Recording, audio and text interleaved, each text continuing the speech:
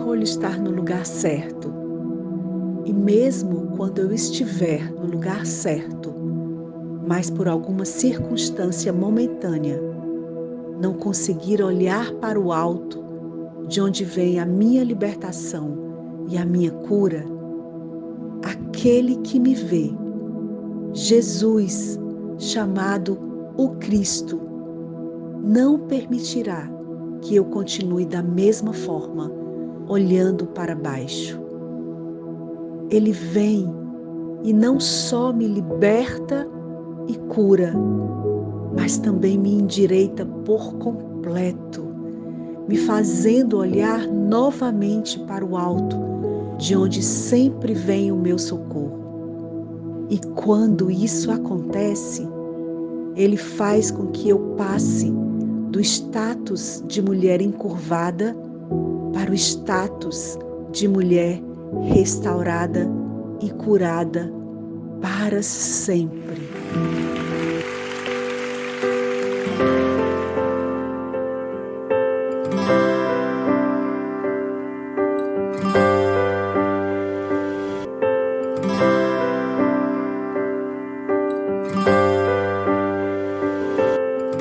Que o Senhor possa se manifestar de forma sobrenatural em cada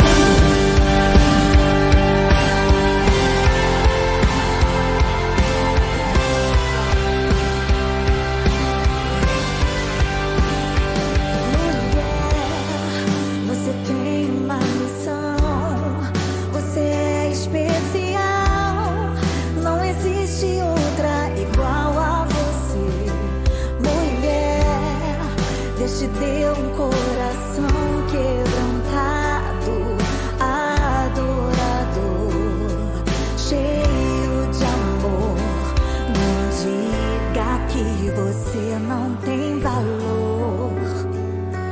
Deus não errou quando Ele te criou. Eu tenho uma missão, disso eu não abro mão. Ser uma mulher vitoriosa. Eu tenho uma missão, disso eu não abro mão. Ser uma mulher vitoriosa.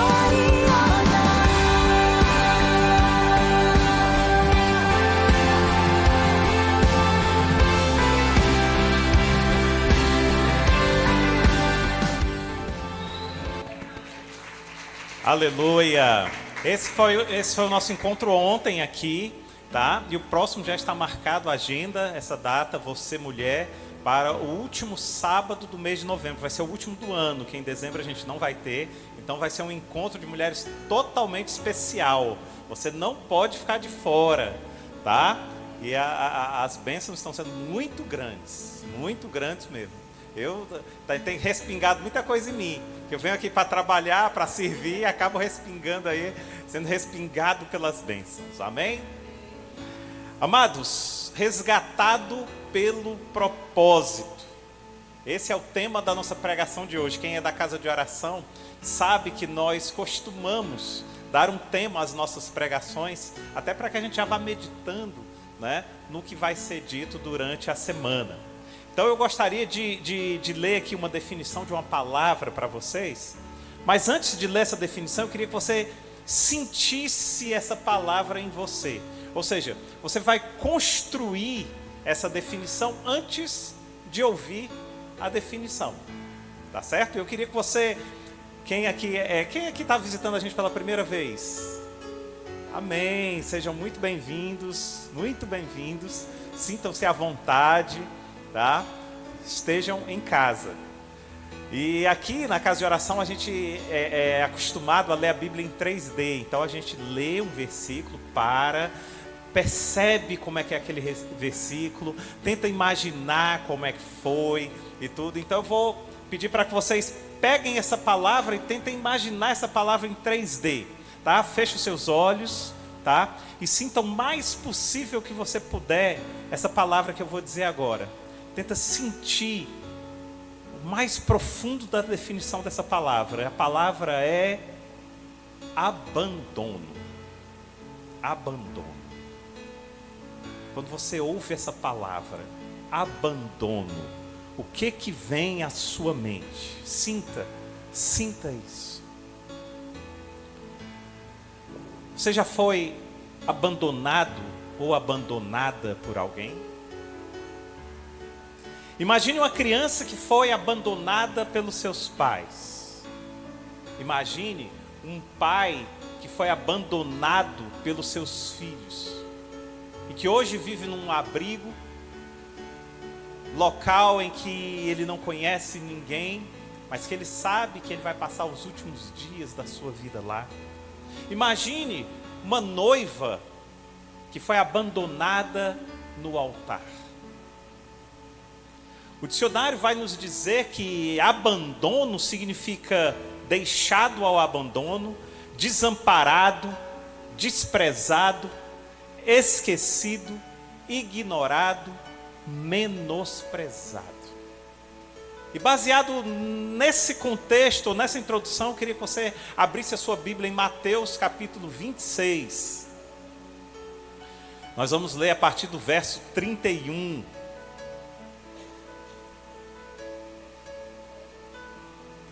Mateus capítulo 26, a partir do verso 31, diz assim: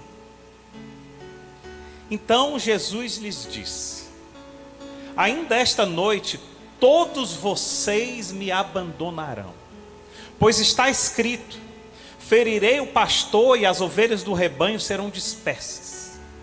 Mas depois de ressuscitar, irei adiante de vocês para a Galileia. Pedro respondeu: Ainda que todos te abandonem, eu nunca te abandonarei. Respondeu Jesus: Asseguro-lhe que ainda esta noite, antes que o galo cante 3 vezes, você, Pedro, me negará. Talvez essa seja uma das passagens ou uma das frases mais tristes do Evangelho. Jesus estava à mesa com os discípulos, ali era a última ceia. Jesus parte o pão, Jesus toma o cálice, Jesus divide o pão, divide o cálice com os discípulos, e ele fala sobre a sua necessidade de sofrimento e a necessidade da sua morte. Ele fala de quem haveria de traí-lo e diz uma das frases mais tristes do Evangelho: Ainda esta noite, todos vocês me abandonarão.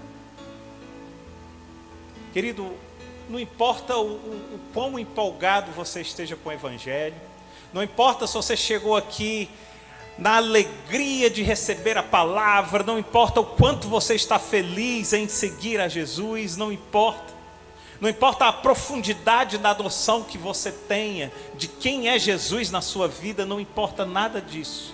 Ainda esta noite, todos vocês me abandonarão. E talvez você esteja convicto como Pedro, que olhou para Jesus e disse: ainda que todos te abandonem, mestre, eu jamais te abandonarei. E se você está pensando nisso, a resposta é: asseguro-lhe que ainda hoje, antes que o galo cante 3 vezes, você me negará. E eu estou incluído nesse meio. Eu faço parte do todos, em que Jesus olha e diz: eu estou aqui na mesa com vocês. Sabe, eu estou aqui ceando com vocês. Eu daqui a pouco vou entregar a minha vida por vocês.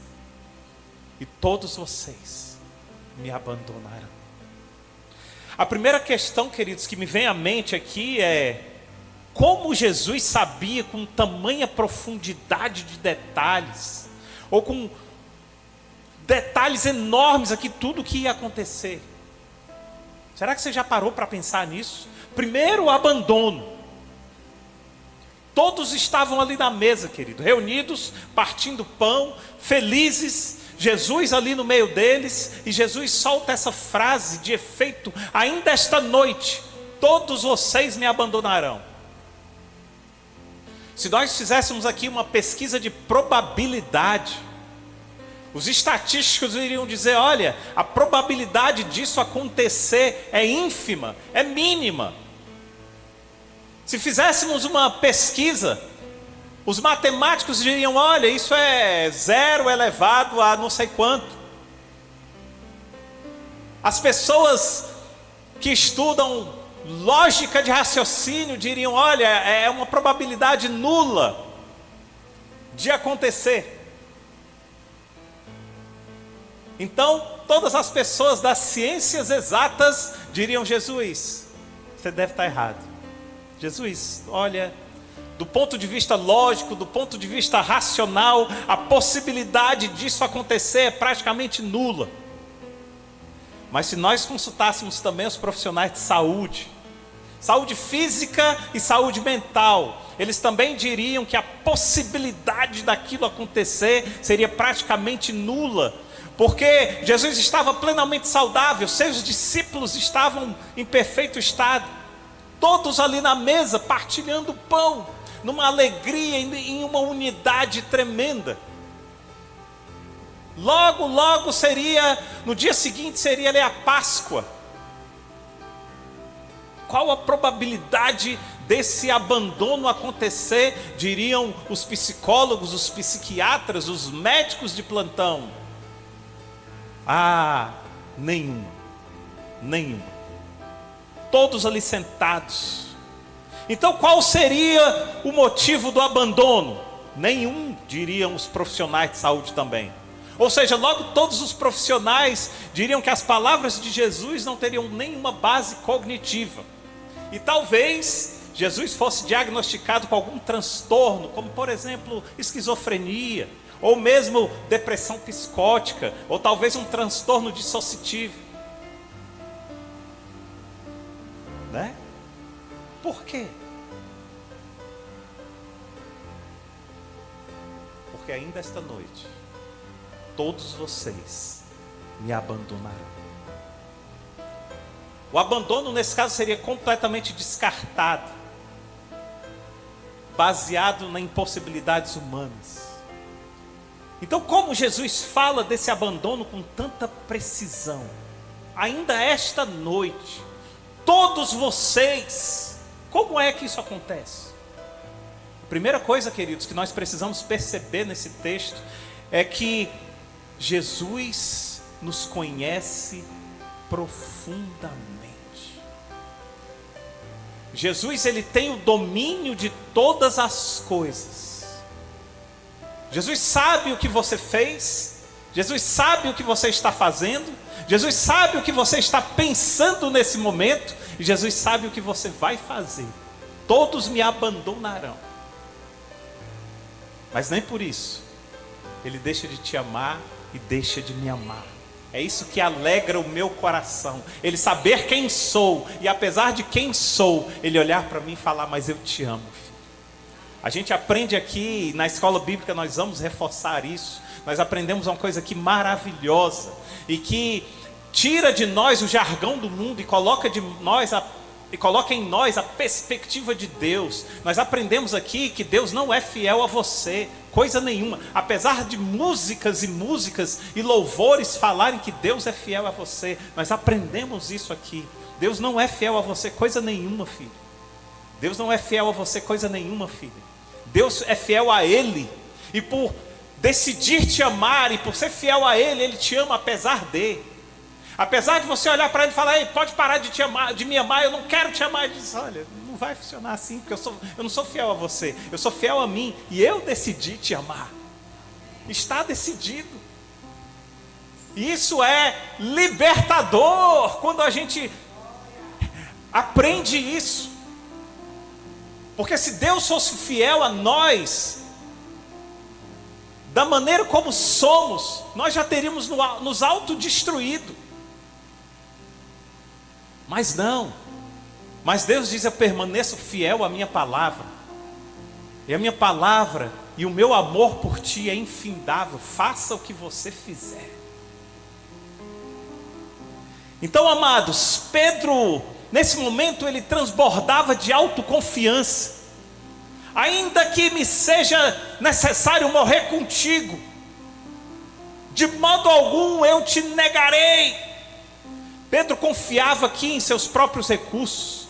Pedro confiava nas estatísticas, Pedro confiava na ciência da probabilidade, Pedro confiava naquilo que ele podia enxergar, naquilo que ele podia ver. E talvez você esteja pensando, mas eu jamais abandonaria Jesus, porque eu já vivenciei tanta coisa em Deus, que seria impossível eu abandoná-lo. Deus já fez tantos milagres na minha vida, eu tenho tanto testemunho para contar, que seria impossível eu abandonar Deus. Ei, cuidado, muito cuidado. Pedro também tinha presenciado vários milagres, Pedro também tinha vivenciado vários milagres. O milagre chegou até a casa de Pedro, quando Jesus cura a sogra dele, na frente dele ali. Então cuidado, não são as nossas próprias experiências quem vai ditar aquilo que vamos fazer. Muito cuidado. E é aí onde nós erramos. Pedro tinha tudo isso. E além disso, tinha autoconvicção de que eu jamais te abandonaria. E Jesus disse: Pedro, antes que o galo cante 3 vezes, você vai me negar, Pedro. O que Jesus estava nos ensinando, queridos, é que o amor de Deus para conosco é infinitamente maior do que o nosso amor para com Ele. Isso eu aprendi às duras penas, porque parece que eu fui ensinado a ter mais justiça do que amor. E quando me converti, eu olhava para uma pessoa que dizia: eu não quero saber de Deus. E eu dizia: então você vai para o inferno e tal. E às vezes Deus olhava para mim e dizia: não é assim, filho. Você está mandando ele para o inferno? Quem é você para mandar ele para o inferno? Eu o amo. Aí eu disse: mas você ouviu o que ele falou? Você ouviu? Sim, mas eu o amo. E quem é você para mandar ele para o inferno? Realmente. Quando eu estava indo, se não fosse o amor de Deus que me resgatasse do próprio inferno, como eu estaria aqui? Então eu aprendo que o amor de Deus para conosco é muito, infinitamente maior do que o nosso amor para com Ele. O amor, presta atenção nisso, o amor, o verdadeiro amor, ele nos leva a um ponto de decisão. Será que você já parou para pensar nisso? O verdadeiro amor, ele nos leva a um ponto de decisão. João capítulo 3, verso 16 vai dizer isso. Porque Deus amou o mundo de tal maneira que deu o seu Filho unigênito, para todo aquele que nele crê, não pereça, mas tenha a vida eterna. Em João 3,16 você pode tirar várias lições, e uma delas é que Deus amou o mundo de uma forma tão intensa, tão maravilhosa, que Ele tomou a decisão de dar o seu único Filho. Então deixa eu te dizer uma coisa, invariavelmente, se você ama, você vai chegar num nível de decisão. Invariavelmente. Por isso que em Mateus 16, quando Jesus começa a explicar aos seus discípulos que ele tinha que ir para Jerusalém, que ele precisava sofrer, que ele precisava morrer, ressuscitar ao 3º dia, Pedro chama Jesus de lado assim, diz assim, começa a exortar Jesus, e começa a repreender Jesus. Pedro, e diz: não, mestre, isso jamais vai acontecer contigo, nós não vamos deixar, não. Nós não vamos deixar. Aí qual é a resposta de Jesus? Jesus diz assim: para trás de mim, Satanás, você é uma pedra de tropeço, pois não pensa nas coisas de Deus, mas nas coisas do homem. O que Jesus estava querendo dizer com isso aqui é o seguinte: Pedro, o amor já tomou a decisão. Não tente ultrapassar a decisão que já foi tomada pelo amor. Você está querendo reconstruir através de quê? De justiça própria? De que você está querendo fazer, Pedro? Para trás. E nós pregamos aqui, eu acho que uns 3 domingos atrás, que é interessante a gente perceber os detalhes da palavra, que Jesus não fala para trás de mim Pedro, ele fala para trás de mim Satanás. Porque às vezes Satanás usa as pessoas, e sem perceber, nós estamos sendo usados pelas pessoas, por Satanás. Mas mais do que isso, discernimento de Jesus, de saber quem era Pedro, quem era Satanás. Quais as palavras de Pedro e quais as palavras de Satanás. Porque quando Pedro fala, poucos versículos antes, quando Pedro fala, não Senhor, eu não vou te abandonar, diz Pedro. Ele não diz Satanás, diz Pedro. Ainda esta noite, antes que o galo cante, você me abandonará, porque esse é o Pedro que está falando. Eu sei que é o Pedro que está falando. Mas quando Pedro olha e diz, não Senhor, isso não vai acontecer contigo não. Satanás, arreda daqui. Porque agora não é Pedro que está falando. Agora é Satanás que está falando. Nós precisamos ter esse discernimento. Quando nós nos deparamos em uma discussão, seja ela o que for. E hoje é um ótimo dia para falar nisso, porque vai ter muita discussão política. Daqui para amanhã e para esses dias que estão vindo aí. E aí você vai perceber quem é que está falando. Você diz, opa, peraí, não. Eu não preciso entrar nessa seara. E outras vezes você diz, arreda daqui.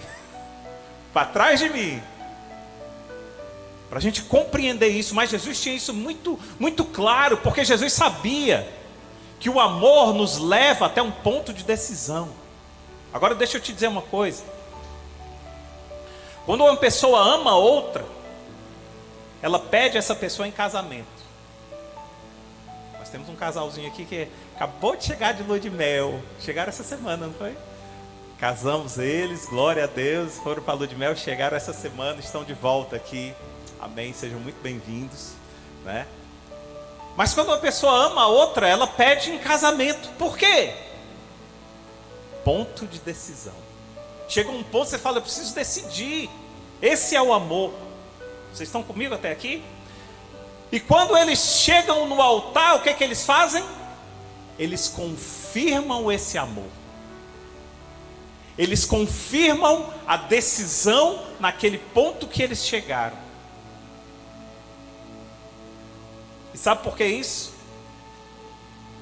Porque o amor levou eles até a decisão do altar. Ponto de decisão. Por isso Jesus pergunta para Pedro: Pedro, tu me amas? Espiritualmente, Jesus está conduzindo Pedro novamente para o altar. Como assim, pastor? Como é que Jesus está conduzindo Pedro para o altar? Deixa eu te contar uma coisa dessa passagem. Nessa passagem, Jesus ele já tinha morrido, ele já tinha ressuscitado. E aí Jesus volta. Pedro, decepcionado, tinha voltado para pescar peixes. E Pedro estava lá pescando peixe, Jesus aparece. E aí você tem a segunda pesca milagrosa. E Pedro reconhecendo Jesus, mas a Bíblia diz que eles não tinham coragem de dizer o nome dele, mas sabiam que era ele. E aí, quando está nessas circunstâncias, Pedro voltando para pescar e tudo, Jesus olha para Pedro e diz: Pedro, tu me amas?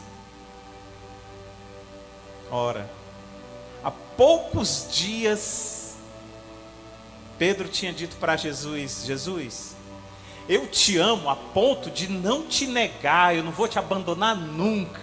E Jesus olha para Pedro e diz: Pedro, ainda hoje, antes que o galo cante 3 vezes, você vai me negar. Jesus morre, Pedro sente. Pedro perde o seu rumo, volta para pescar, Jesus vai lá. O que Jesus vai fazer? Resgatar o propósito de Pedro. Esse é o tema de hoje. Jesus aparece, Pedro pescando. Jesus novamente multiplica a pescaria de Pedro. Mas Jesus diz: Pedro, eu sei que você está decepcionado, Pedro. Primeiramente com você mesmo. porque a tua autoconfiança foi por terra quando você me viu crucificado. Mas deixa eu te dizer uma coisa, Pedro. Tu me amas?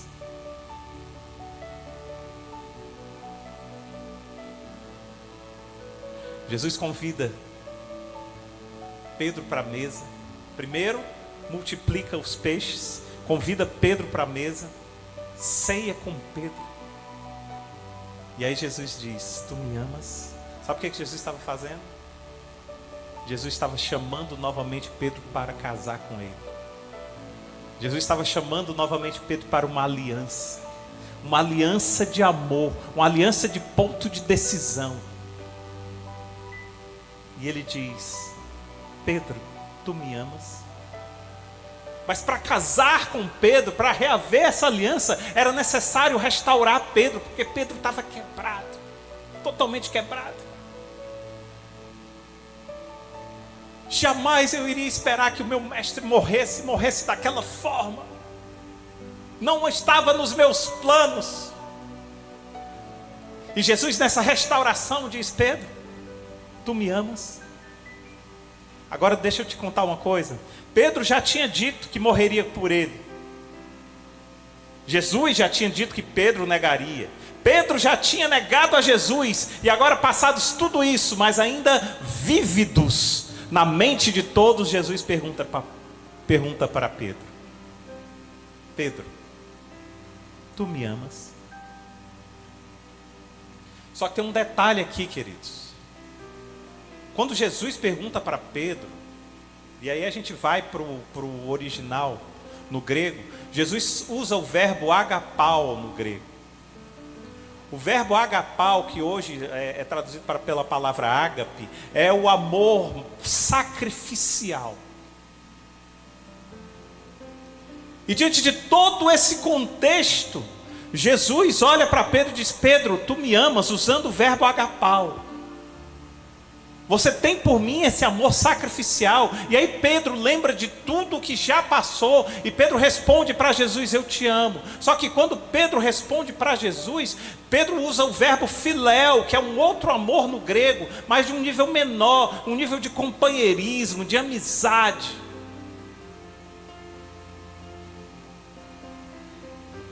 E aí Jesus olha para Pedro de novo e diz: Pedro, não é sobre isso que eu estou falando. Por isso que às vezes a gente lê, quando a gente lê essa passagem no português, a gente não entende bem, porque a tradução está assim: Pedro, tu me amas? Amo, Senhor. Pedro, tu me amas? Amo, Senhor. Pedro, tu me amas? Tu sabes que eu te amo, Senhor.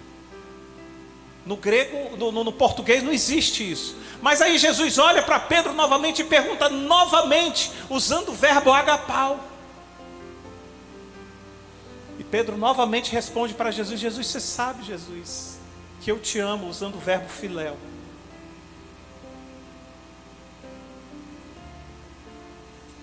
E na terceira vez, Jesus diz, novamente, Pedro baixa a cabeça e diz: tu sabes.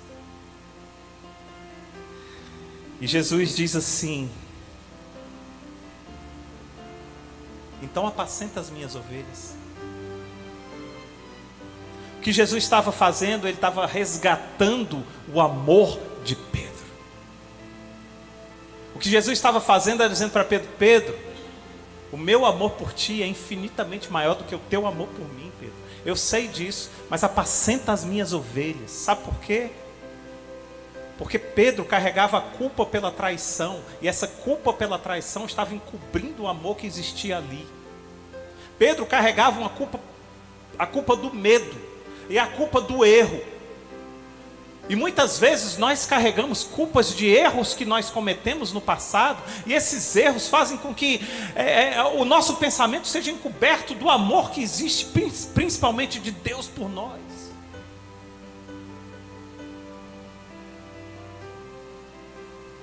Deixa eu te ensinar uma coisa, querido.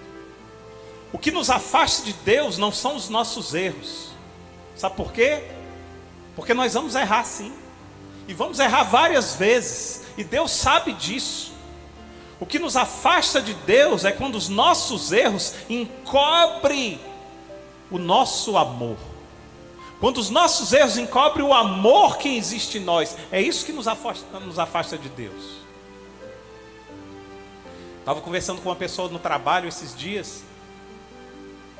E ela disse, olha, mas eu realmente não entendo como é que uma pessoa, ela faz o bem e às vezes não vai para o céu, e outra que só aceita Jesus e vai, por quê e tal, como é que é isso e tal. E eu já entendi que a pergunta era jargão do que todos têm dúvida, né? E eu disse para ela, deixa eu te falar uma coisa, querido. Nós não vamos para o céu pelo que fazemos. Ninguém vai para o céu pelo que faz. Nós vamos para o céu pelo que recebemos. E se você não recebe o perdão de Jesus, você não vai para o céu. Se você não recebe e reconhece Jesus como Senhor e Salvador, você não vai para o céu. Não é o que você faz. E é interessante porque nós queremos carregar conosco o mérito do fazer. O mérito do que eu conquistei. Mas cada vez que você coloca o mérito da sua conquista em jogo, você tira o mérito da conquista da cruz. Cada vez que você bate no peito e diz, eu fiz, você está negando aquilo que foi feito na cruz. Mesmo que inconscientemente. Não é pelo que você faz. É pelo que você recebe daquilo que foi feito na cruz. E quando a gente percebe isso, as coisas começam a fazer sentido. Porque aquele homem que estava sendo crucificado ao lado de Jesus, ele era ruim sim. Ele era um dos piores dos piores. Ele não era qualquer um que estava ali não. Jesus foi colocado ao lado dos piores. Mas um não recebe. E o outro olha e diz, ei, cala a boca aí, cara. Porque nós merecemos isso, mas esse é santo. Esse não merece isso. E Jesus olha para ele e diz, ainda hoje estarás comigo no paraíso. E sabe o que os justos de plantão falam? Não pode. Como é que é? Ele vai ter que descer da cruz e pagar por todos os pecados. Ei, não é pelo que você faz, querido. Não é pelo que você faz. Tira isso de você. E eu que venho de uma linhagem espírita, isso para mim foi difícil tirar, difícil compreender. Porque afinal, eu me considero um pouquinho acima da média dos meus vizinhos. Então talvez eu vá para o céu mesmo, assim, tirando pela média 5, eu estou em 6,5. Né? Mas eu olho mais para o vizinho da esquerda, porque o da direita parece que é legal, o cara é bom, não, então vou só olhar para o da esquerda. Ei, o parâmetro é Jesus. Como é que está a tua média? Ei, está lá embaixo. Então apegue-se nele, porque o mérito é dele, não é teu. O mérito é totalmente dele. E isso tira uma carga, um peso de nós tremendo, tremendo. Porque o que nos afasta de Deus não são os nossos erros, não. O que nos afasta de Deus é aquilo que deixamos de receber dele. A gente fala aqui uma coisa que é tremenda, a gente diz, olha, um presente só é um presente quando você recebe. Eu posso embrulhar o melhor presente do mundo e dar para minha esposa, se ela não recebeu o presente, ela não ganhou o presente. Uma ofensa, da mesma forma, ela só é uma ofensa se você recebe a ofensa. Eu posso fazer a maior ofensa do mundo no trânsito com alguém, se o cara não receber, a ofensa não chegou até ele. Deus tem um presente para nos dar. O presente chama-se Jesus Cristo, Filho unigênito. Está aqui de presente. Você sabe o que é presente? Presente é aquilo que você recebe e não paga por aquilo. Presente é graça. Graça é algo que você recebe merecido. Ei, quanto foi essa camisa aí, Mateus? Ah, essa camisa foi de graça, eu não paguei por ela. Porque pela graça sois salvos mediante a fé. Somos salvos pela graça. Efésios capítulo 2, verso 8. Isso não vem de vós, é dom de Deus, não de obras para que ninguém se glorie. é presente. Mas tem muita gente recusando o presente de Deus. Tem muita gente abandonando aquilo que Deus tem para nos dar. O que afasta cônjuges hoje, ou o que afasta amigos hoje, não são os erros que um ou outro cometem, porque vão cometer. Mas o que afasta casais e o que afasta amigos são eles não conseguirem enxergar o amor mesmo diante de erros. Uma vez nós fomos convidados para pregar em um encontro de casais em Brasília. Aí chegamos lá, um hotel lindo, maravilhoso, os casais todos preparados, e a pregação foi toda em cima do livro de Jó, sobre o sofrimento de Jó, e o ápice da pregação foi quando a mulher de Jó disse para Jó: ei, ainda permaneces íntegro? Amaldiçoa o teu Deus e morre. E o que Jó diz para ela? Pareces uma doida. E você pregar isso num encontro de casais não parece muito romântico. Mas por que não parece romântico? Porque o dia a dia de um casal não é para ser romântico, é para ser real. O romantismo é a cereja do bolo, mas o que mais importa é o bolo. Aquela mulher disse aquilo para Jó porque ela estava ao lado dele. Jó já tinha perdido tudo, mas a mulher estava lá e ela não aguentava mais, ela só não soube se expressar. E o que ela quis dizer para Jó foi: Jó, eu não aguento mais ver esse teu sofrimento, morre logo, Jó. E Jó sofrendo olha para ela e também não sabe se expressar e diz: ei, tu tá uma doida. E aí eu lembro que a pregação, eu lembro que o encontro ia ser 2 dias, aí isso foi no final do primeiro dia. Eu disse: no segundo dia eu vou mostrar para vocês na Bíblia a vingança de Jó. Rapaz, o pessoal foi dormir.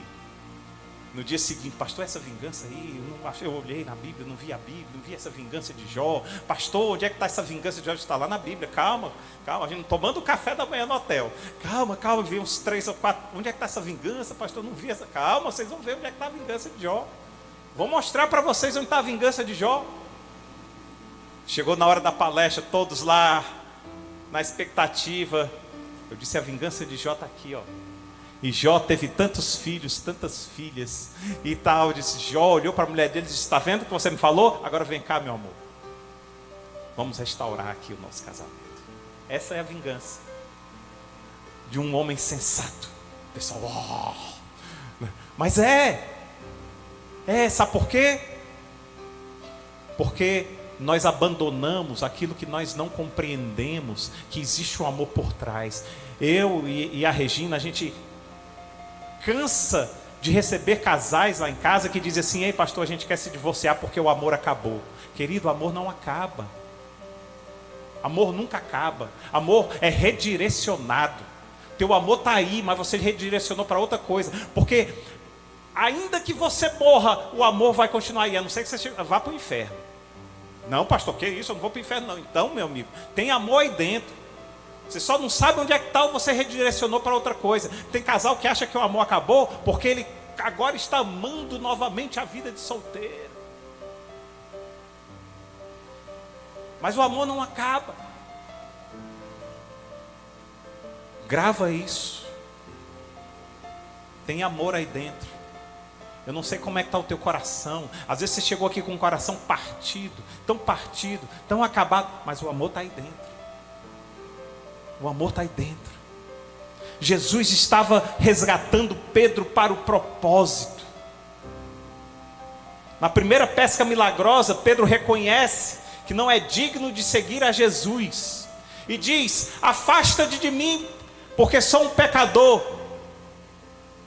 Jesus olha para Pedro e diz: e eu te farei um pescador de homens agora. Na segunda pesca milagrosa, Pedro volta a pescar peixes e Jesus vai lá resgatá-lo. E Jesus lembra a Pedro qual era o propósito. Pedro, apacenta as minhas ovelhas. Pedro, esse é o propósito, cara. O que você está fazendo aqui pescando, Pedro? Só que Jesus não fala assim como eu, como você. Sabe como é que Jesus fala? Pedro, tu me amas? Mas é um tu me amas tão sincero, tão profundo, tão saindo do coração, a ponto de constranger Pedro, de saber que há poucos dias atrás ele tinha negado, antes que o galo cantasse 3 vezes, da forma como Jesus tinha falado. Ele olha e diz: Deus, tu sabes, Senhor. E aí Jesus diz: apacenta as minhas ovelhas. Que carão, como diz o cearense, né? Que carão. Como a gente diz, né? É a tapa com luva de pelica, né? Que amor é esse? Olhar para Pedro, depois de tudo que Pedro fez, e Jesus poderia botar o dedo na cara de Pedro e dizer: tá vendo? Eu não disse que você ia me trair, eu não disse que ia ser antes que o galo cantasse 3 vezes, e eu não disse que você ia voltar para cá, para essa vidinha que você está tendo aqui de pescador. Sabe o que Jesus diz? Tu me amas, Pedro. Senhor, não precisa dizer mais nada. Mais nada.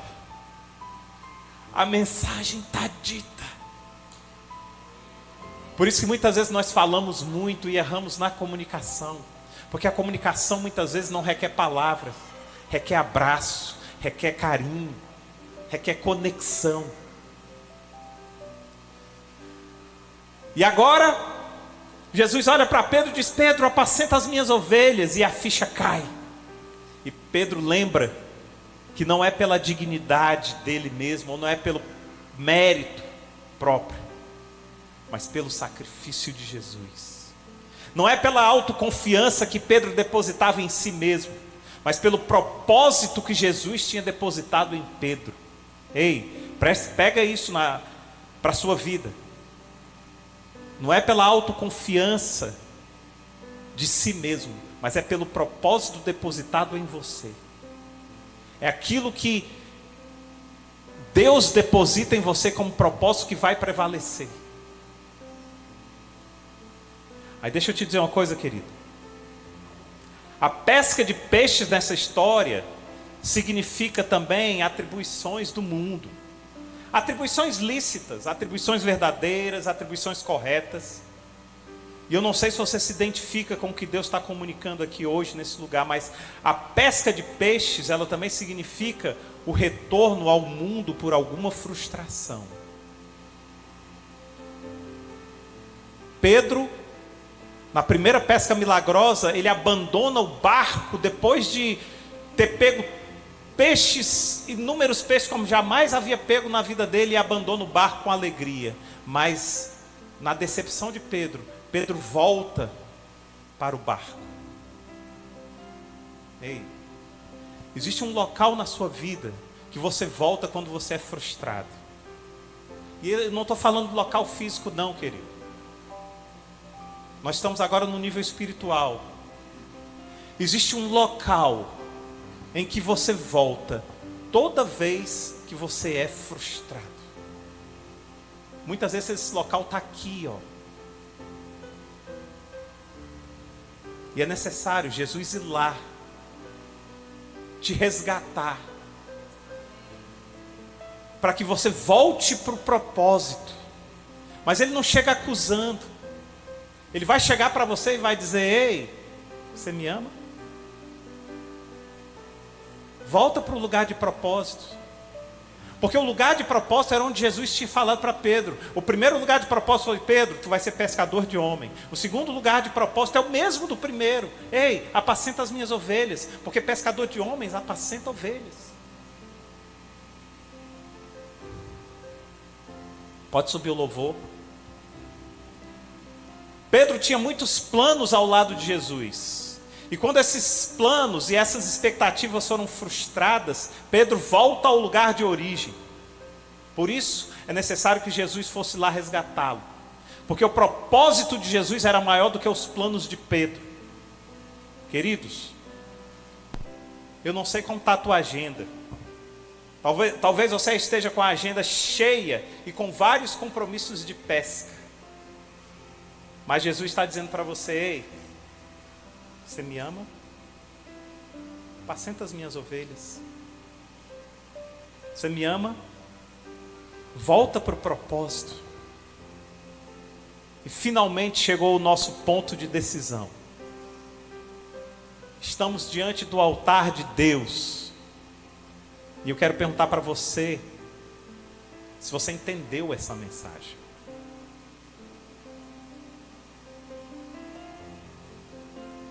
Será que você vai se unir a nós, ou se você é de outra igreja, está apenas nos visitando, se una à sua igreja no propósito de apacentar ovelhas. Se você não tem igreja, seja muito bem-vindo, venha congregar com a gente. Nós somos aqui uma família. Mas se você já tem igreja, não, estou aqui só de passagem, só visitando, vai lá para a tua igreja. Mas chegou o ponto de decisão. Se você realmente ama, apacenta as minhas ovelhas. Apacenta as minhas ovelhas. Será que Jesus poderá contar realmente com você para que as ovelhas deles sejam apacentadas? Será que Jesus pode contar com você para que as ovelhas dele sejam cuidadas? Ah, mas eu não sou pastor. Amado, quem ajuda também cuida. Aqui está cuidando de ovelhas, da forma como o dom que Deus deu para cada um deles. O Marcos subiu aqui, está cuidando. As irmãs lá da salinha estão cuidando de ovelhas. Deixa eu dizer uma coisa para você. Tem lugar para quem quer cuidar. Sempre haverá um lugar para quem quer cuidar. Mas a primeira pergunta que você precisa responder é: tu me amas? Me amas mesmo? O amor nos leva a um ponto de decisão. E agora é hora de decidir, querido. Talvez você veio para cá completamente sem pretensão, né? Ô pastor, eu vim para cá só para passar uma chuva. Mas Deus faz assim. Pedro tinha que pescar talvez só para exopilar um pouquinho. E volta, e tem um encontro com Jesus, e volta para apacentar as ovelhas, Pedro. Mas eu creio que Deus trouxe você aqui por um propósito. E agora é hora de decidir. Você será mais um discípulo frutífero e obediente, ou você será um simples trabalhador de pesca? Você irá aceitar o propósito de Deus para a sua vida, ou você irá viver os seus próprios propósitos? Você irá viver no propósito de Deus, ou você irá viver nas suas expectativas? Se a sua resposta for sim, eu quero viver os propósitos de Deus para a minha vida, eu queria que você ficasse em pé, viesse aqui para frente. A gente quer orar por você, a gente quer te abençoar e te capacitar. Se você quer chegar e falar assim: eu quero ser usado, eu quero ser usado, querido, não é ter que vir aqui e ser usado aqui dentro, nessas quatro paredes, não, é onde quer que você esteja, onde quer que você vá, vem aqui para frente, nós queremos orar por você, e Deus vai te capacitar de forma tal que você será um grande pescador de homens, uma grande pescadora de homens, de forma tal que vai ser o ponto de decisão na sua vida. Aleluia, aleluia, aleluia. Pai, nós te agradecemos, Pai. Aqui estamos dispostos, Pai, a sair do barco e a entrar na seara. Pai, aqui estamos dispostos, Pai, aqueles que entendem, Pai, que o amor primeiro vem de Ti, Pai, porque o Senhor nos amou, nós Te amamos. Aqueles que estão dando a resposta para Jesus: eu Te amo, ainda que não seja o amor ágape, como o Senhor me amou sacrificial, mas receba pelo menos o meu amor filial, porque Jesus não insistiu que Pedro respondesse agapau. Jesus disse: mesmo sendo o amor filial, apacenta as minhas ovelhas. E aí, Senhor, eu te peço, nesta tarde e noite, Senhor, em nome de Jesus, que o Senhor esteja abençoando cada pessoa aqui, Senhor. Que o Senhor esteja capacitando cada pessoa aqui, Senhor, para dentro das suas possibilidades, dentro da sua realidade, dentro do seu contexto, Senhor, que elas sejam sal e luz, Senhor, para que elas façam a diferença na vida de outras pessoas, Senhor, para que elas cuidem das tuas ovelhas, Pai, para que elas apacentem as tuas ovelhas, Pai. Nós te agradecemos, Senhor, porque hoje corações foram tocados neste lugar, Pai. Muito obrigado, Senhor. Te louvamos, Senhor, em nome de Jesus. Amém. Amém. Amém.